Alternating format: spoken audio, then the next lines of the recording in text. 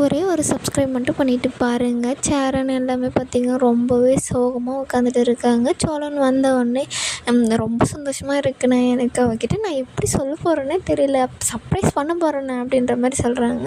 நீங்களாம் ஏன் இப்படி உட்காந்துட்டு இருக்கீங்க, என்னென்ன ஆச்சு, நான் போகிறது உங்களுக்கு பிடிக்கலையா அப்படின்ற மாதிரி கேட்குறாங்க.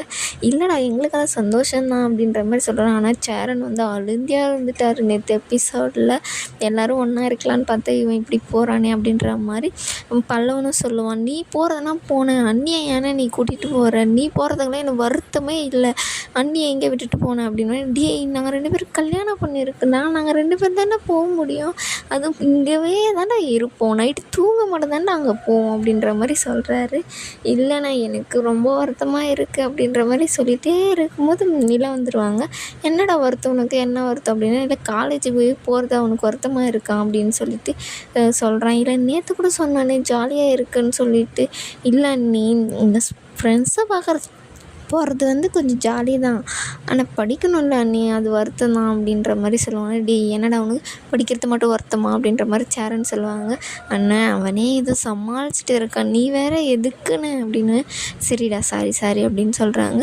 இல்லையே உங்கள் முகத்தெல்லாம் பார்த்தா ஒன்றும் சரியில்லையே, என்னாச்சு, ஏன் எல்லோரும் இப்படி உட்காந்துட்டு இருக்கீங்க, என்னன்னு சொல்லுங்கண்ணே, ஏன்னா நீங்களும் அப்படி உட்காந்துட்டு இருக்கீங்க அப்படின்ற மாதிரி சேரனை பார்த்து நிலா கேட்குறாங்க. அதெல்லாம் ஒன்றும் இல்லைம்மா அப்படின்னு சொல்கிறாங்க.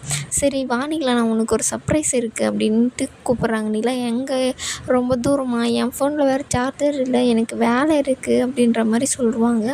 இல்லை நிலா பக்கத்து தெருவில் தான் போகிறோம், வா நிலா, உன் சார்ஜர் ஒன்றும் காலியாகிடாது, சர்ப்ரைஸு அப்படின்னு சொல்கிறேன். என்ன சர்ப்ரைஸு, எதாக இருந்தாலும் சொல்லுங்கள். சர்ப்ரைஸ் நிலா அப்படின்னு சொல்லிவிட்டு அவங்க கார் சாவி தேடிட்டு இருப்பாங்க. உள்ளே இருக்குது, போய் எடுத்துகிட்டு வாங்கன்னு சொல்லும்போது பல்லவனை கேட்பாங்க, என்ன சர்ப்ரைஸு அப்படின்னு சொல்லிட்டு. அவன் சர்ப்ரைஸுன்னு சொல்கிறாங்களே, உங்களுக்கு பிடிக்கும் போங்க அப்படின்றாங்க. அப்போ உங்களுக்கு தெரியுமா அப்படின்றாங்க. இல்லை எனக்கெல்லாம் தெரியாது அப்படின்னு சொல்லிட்டு அவங்களும் வந்து கிளம்புறாங்க. சோழன் வந்து ஜாலியாக கிளம்பிட்டு பாய் அப்படின்னு சொல்லிட்டு போகிறாங்க. எல்லோரும் வருத்தமாக நிற்பாங்க. அந்த வீட்டுக்கிட்ட போய் நிற்கும்போது வந்து நிலா எங்கே போகிறோம், ஏன் நம்ம இங்கே வந்திருக்கோம், வாயன் ஒரு 10 நிமிஷம் கூட என் கூட நீ வரமாட்டியா என்ன அப்படின்ட்டு கூட்டிகிட்டு போகிறாங்க. அப்புறம் ஓனர்கிட்ட போய் சாவி வாங்கிட்டு இங்கே எதுக்கு நம்ம வந்திருக்கோம் அப்படின்ற மாதிரி கேட்கும்போது வா அப்படின்னு சொல்லிட்டு சாவியை போட்டு திருப்பிட்டு இருக்காங்க. ஐயோ என்னடா திரும்ப மாட்டேங்குதுன்னொடனே சாவியை அந்த பக்கம் போடணும் அப்படின்னு சொல்கிறாங்க. அதுக்கப்புறம் உள்ளே போனோடனே வீடெல்லாம் சுற்றி பாரு, நல்லா இருக்கான்னு பாரு, வீடு நல்லா தான் இருக்குது அப்படின்றாங்க. இங்கே தான் நம்ம 2 பேரும் வரப்போகிறோம் அப்படின்னு சொல்லிட்டு சொன்னோடனே நிலா ஃபேஸே மாறிடுது. என்ன இங்கே எதுக்கு நம்ம வரப்போகிறோம் அப்படின்ற மாதிரி கேட்குறாங்க.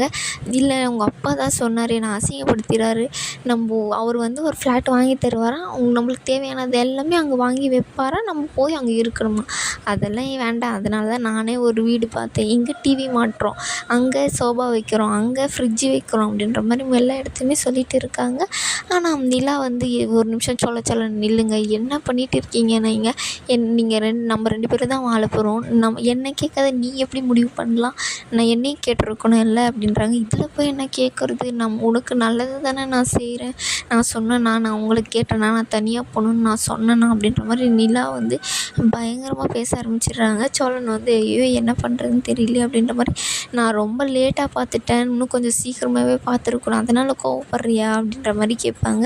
அதெல்லாம் ஒன்றும் இல்லை, எனக்கு இந்த வீடும் பிடிக்கல, ஒன்றும் பிடிக்கல, இப்போ இந்த இதுக்கெல்லாம் கடன் வாங்கணும், நம்மளே என்ன பண்ணுறது ஏது பண்ணுறதுன்னு சொல்லிட்டு பேசிட்டு இருக்கோம், நீங்கள் என்னடான்னா இந்த மாதிரி பண்ணிகிட்டு இருக்கீங்க, இதுக்கெல்லாம் ஏது உங்களுக்கு காசு, எனக்கு கடன் வாங்கினீங்களா அப்படின்னு. ஆமான்றாங்க. எவ்வளோ கடன் வாங்கினீங்க, எவ்வளோ அட்வான்ஸு, இதுக்கெல்லாம் என்ன பண்ணுவீங்க அப்படின்னோடனே, இல்லை 2 லட்சம் அப்படின்னவங்க. 2 லட்சத்துக்கு எங்கே போவீங்க, இவ்வளோ இப்போ அட்வான்ஸ் கொடுத்துருக்கீங்க அப்படின்னு கேட்கும்போது 20,000 கொடுத்துருக்கேன், மரியாதையாக வீட்டுக்கு வரும்போது அந்த 20,000 வாங்கிட்டு வந்துடுங்க, இல்லைன்னா பேசவே மாட்டேன், உங்களால் யார் இது பண்ண சொன்னது அப்படின்ற மாதிரி நிலா பயங்கரமாக கோவமாக பேசிட்டு போயிடுவாங்க. நிலா அப்படின்னவனே பற்றி ஓனர் வருவார். என்னம்மா வீடெல்லாம் பிடிச்சிருக்கா அப்படின்னோடனே நிலா கோவமாக போயிடுவாங்க. சோழன் வந்துட்டு நான் வந்து பேசுகிறேன் சார் அப்படின்னு சொல்லிட்டு அவங்ககிட்ட சாவி கொடுத்துட்டு போயிடுவாங்க. ஏன் நிலா இப்போ கோவப்படுற, உனக்கு நல்லது தானே நான் கேட்டேனா, இந்த நல்லதை நான் உங்ககிட்ட கேட்டேனா அப்படின்ற மாதிரி நிலா கோவமாக பேசுவாங்க.